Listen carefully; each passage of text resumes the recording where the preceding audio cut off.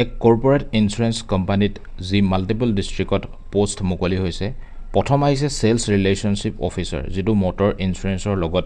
জড়িত হ'ব লাগিব আৰু ইয়াৰ বাবে কোৱালিফিকেশ্যন 12 বা গ্ৰেজুৱেট হ'লেই এপ্লাই কৰিব পাৰিব আৰু ইয়াৰ লোকেশ্যনটো হৈছে গুৱাহাটী ধুবুৰী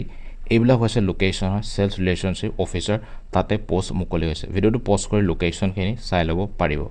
ইয়াৰ পিছত সেই একে কৰ্পৰেট ইঞ্চুৰেঞ্চ কোম্পানীতে সেলছ ক্লাষ্টাৰ মেনেজাৰ ভেকেন্সি আহিছে যি হেল্থ ইঞ্চুৰেঞ্চৰ লগত আপোনালোক জড়িত হ'ব লাগিব আৰু ইয়াত কোৱালিফিকেশ্যন বুলি ক'লে গ্ৰেজুৱেট হ'ব লাগিব যদি MBA কৰা আছে তেতিয়াতো ইয়াত প্ৰেফাৰেন্স পাই যাব আৰু লোকেশ্যনবিলাক এইবিলাক হৈছে গুৱাহাটী নগাঁও যোৰহাট ডিব্ৰুগড় বঙাইগাঁও এইবিলাকে হৈছে লোকেশ্যন আৰু ইয়াৰ ৰিকুৱাৰমেণ্ট বুলি ক'লে 2 হুইলাৰ আপোনালোকৰ থাকিব লাগিব নিজৰে আৰু লগতে ভেলিড ড্ৰাইভিং লাইচেন্সো থাকিব লাগিব যিসকল ফ্ৰেছাৰ আছে সেইসকলক ৱেলকাম কৰিছে যি সেলছ ৰিলেশনশ্বিপ অফিচাৰ পোষ্টত বাকী কেইটাত কিন্তু আপোনালোকৰ এক্সপিৰিয়েঞ্চ হ'ব লাগিব যদি এপ্লাই কৰিব বিচাৰে এই যিটো অফিচিয়েল ফোন নম্বৰ দিয়া আছে তাতে কণ্টেক্ট কৰি এই পোষ্ট দুটাৰ ভিতৰত আপোনালোকে এপ্লাই কৰিব পাৰিব ইয়াৰ পিছত যোৰহাট ডিষ্ট্ৰিক্টত যি কম্পিউটাৰ প্ৰগ্ৰেমাৰ কাম অফিচ এছিষ্টেণ্টৰ ভেকেন্সি আহিছে ইয়াৰ বাবে কোৱালিফিকেশ্যন যদি BCA কৰা আছে তেতিয়াতো ইয়াত প্ৰেফাৰেন্স পাই যাব বা যদি আপোনালোকৰ কম্পিউটাৰ নলেজো আছে যি কম্পিউটাৰ প্ৰগ্ৰেমাৰ কাম যি অফিচ এছিষ্টেণ্টৰ এনেধৰণৰ নলেজ আছে তেতিয়াও এপ্লাই কৰিব পাৰিব যেটো ৰিকুৱাৰমেণ্ট লিখি দিছে প্ৰগ্ৰেমিং প্লাছ অফিচ ৱৰ্ক আপোনালোকৰ থাকিব স্কিল থাকিব লাগিব যি Photoshop page maker Canva web development এইবিলাক আপোনালোকে জানিব লাগিব তেতিয়াহে ইয়াত প্ৰেফাৰেন্স পাই যাব যিসকলে এলিজিবল হয় যদি এপ্লাই কৰিব বিচাৰে CVখন এই অফিচিয়েল ইমেইল আইডিটোত সেন্ড কৰি দিয়ক ইয়াৰ পিছত তিনচুকীয়া ডিষ্ট্ৰিক্টত যি শিক্ষা দা গুৰুকুলত ভেকেন্সি আহিছে কোচ বিচৰা হৈছে বেডমিণ্টন স্কেটিং এণ্ড সুইমিঙৰ বাবে আৰু ইয়াৰ বাবে যি বেডমিণ্টন স্কেটিং সুইমিং কোচ বিচৰা হৈছে সেই অনুসৰি আপোনালোকৰ ট্ৰেইনিঙৰ যি চাৰ্টিফিকেট থাকিব লাগিব উইথ এক্সপিৰিয়েঞ্চো কিন্তু লাগিব হোষ্টেল ৱাৰ্ডেন আহিছে ইয়াৰ বাবে যি 12 বা গ্ৰেজুৱেট হ'লে এপ্লাই কৰিব পাৰিব যদি এক্সপিৰিয়েঞ্চ আছে তেতিয়াতো প্ৰেফাৰেন্স পাই যাব ইয়াৰ পিছত PRT টিচাৰ আহিছে যি ইংলিছ এণ্ড ছ'চিয়েল সায়েন্স সাবজেক্টৰ আৰু ইয়াৰ বাবে মাষ্টাৰ ডিগ্ৰী উইথ BEd কৰা থাকিব লাগিব ইয়াৰ পিছত লাইব্ৰেৰিয়ানৰ ভেকেন্সি আহিছে আৰু ইয়াৰ বাবে কোৱালিফিকেশ্যন ক'লে যি বেচেলৰ অফ যি লাইব্ৰেৰী সায়েন্স বা মাষ্টাৰ অফ লাইব্ৰেৰী সায়েন্স কৰা থাকিলে এপ্লাই কৰিব পাৰিব লাইব্ৰেৰিয়ান পোষ্টত আৰু তাতে PGD বায়'লজি ভেকেন্সি আহিছে য'ত মাষ্টাৰ ডিগ্ৰী প্লাছ BEd আপোনালোকৰ লাগিব এই পোষ্টত এপ্লাই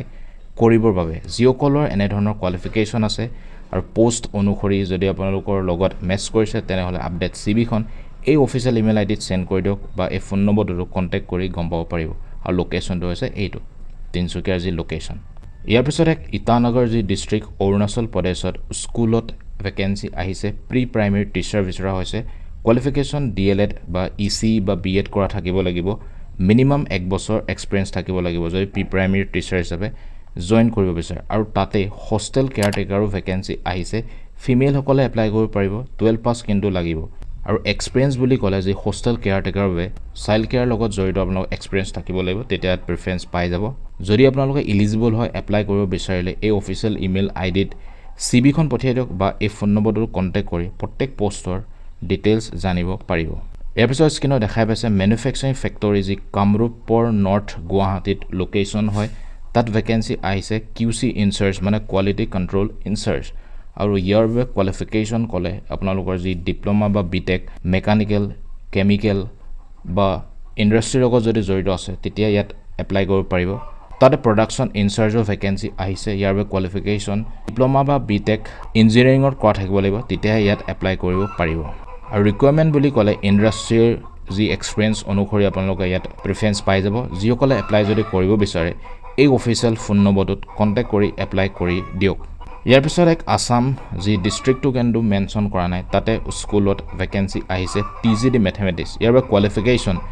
BSc বা MSc থাকিব লাগিব উইথ BEd কৰা থাকিলে এপ্লাই কৰিব পাৰিব আৰু এই PGD মেথমেটিক্সৰ বাবে এক্সপিৰিয়েঞ্চ কিন্তু আপোনালোকৰ লাগিব যদি এপ্লাই কৰিব বিচাৰে CVখন এই যেটো অফিচিয়েল ইমেইল আইডি দুটা আছে দেখা পাইছে তাৰ ভিতৰতে আপোনালোকে CVখন সেন্ড কৰি দিব পাৰে